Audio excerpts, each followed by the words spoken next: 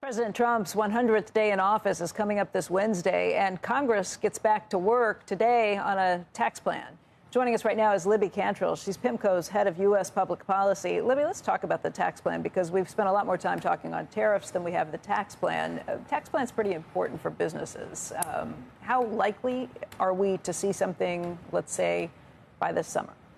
Yeah, and we've been describing this as the dessert versus the vegetables. The tariffs have been the vegetables, and we basically have been given a total, diet of vegetables recently.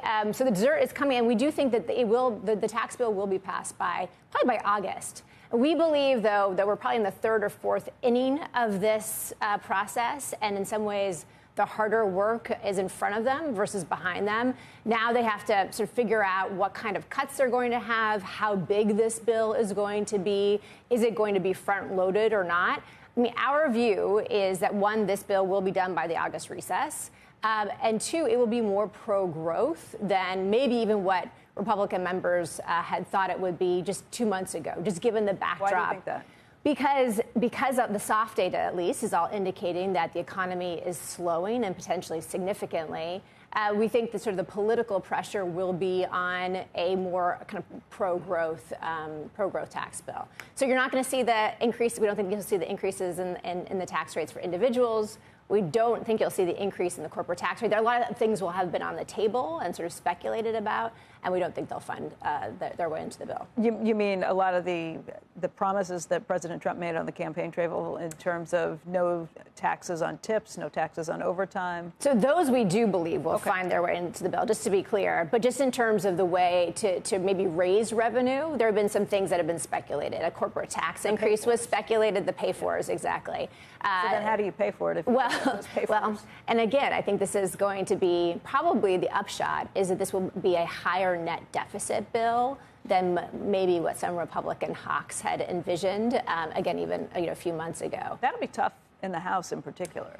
It could be tough, but I also think big cuts to Medicaid are going to be even tougher. They're not only going to be tough to get past House Republicans and in states like New York and California, but also in the Senate. 1 in 3 constituents in states like Kentucky and West Virginia rely on Medicaid for their health insurance. And so for Republicans in those states, it will be difficult, I believe, to pass significant cuts. So again, I think that the upshot for the market here is probably a more pro-growth bill and likely a bill that adds more to the deficit than not. And so how does that change your investing outlook? I mean, it's tough to try and figure out what's happening with tariffs, what's happening with taxes. Yeah. What do you tell people? Yeah, so I think, this is what we were telling our clients even before inauguration, that just sort of there would be a lot of cross currents in sort of Trump 2.0. There are going to be the vegetables, there will be the dessert, and we do think that the market has been very focused on, again, the tariffs. What is carrot cake? I think that is a dessert. But it's a vegetable. It is not. It is not a vegetable. That cream cheese frosting, no. I'm counting that as vegetable. Yeah. Counting carrots. Delicious. It's definitely delicious, but it is absolutely dessert. Are there carrots in it? Yes. There are carrots, but vegetables. But carrots coated I'm in sugar. trying to find a dessert we can all agree on. Yes. Chocolate covered broccoli. No, so we are not necessarily. We think odds of a recession are kind of 50-50 at this point. Okay. We were at 2% real growth, 2% inflation, 2 Fed cuts coming into this year. Now we're at kind of 0 to 0.5 point of growth, 3% inflation-ish, and then about 3 to 4 Fed cuts. Has the market sussed that out then? I mean, if we dropped 20+% in the S&P and now we're down 10%, we dropped sharply, we gave half of the loss. Yeah, of course, our world is more fixed income than it is equities, and we do think that the fixed income market, I think, has been, just in terms of the shape of the yield curve, has been sort of suggesting that we're going to see more Fed cuts than I think that, again, what people thought in the beginning of the year. But to your question, though, about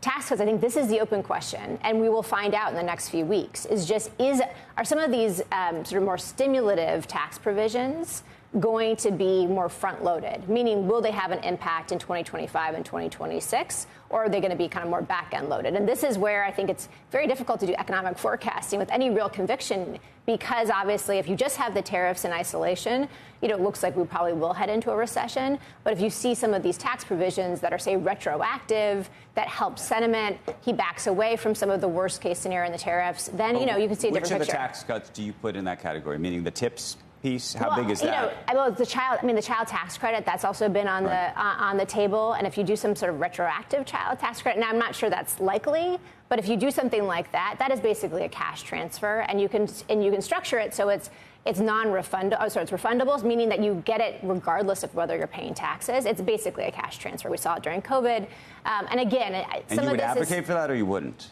We are not. We're calling balls and strikes, Andrew. Okay. So we're not necessarily advocating it or not advocating for it.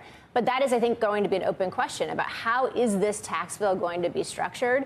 Because, again, it could have actual economic implications for 2025 and 2026 that people may not be necessarily pricing in. Do you think the way they get this done, though, is to have different math maybe than CBO is coming out with? We're just going to measure it our own way because we think it's pro-growth? Yeah, so that's exactly right, Becky, is that they're going to be using something called a policy baseline. It looks like. Now, the parliamentarian probably has to weigh in on the Senate side, but what that means is they're basically assuming the extension of all of the Trump tax cuts that are expiring at the end of 2025, that effectively that's just already baked into the baseline, and then anything above that gets sort of in the CBO score. Now, from a deficit perspective, that's a little bit funny math, honestly, with all due respect, because you still actually have to issue treasuries in order to pay for just the extension of the Trump tax cuts. I'm not sure if the market's really going to be convinced with that math, but for a CBO score, if you're a member of Congress, it makes it easier to vote for something that looks like it's $1.5 trillion in net tax cuts, not $6 trillion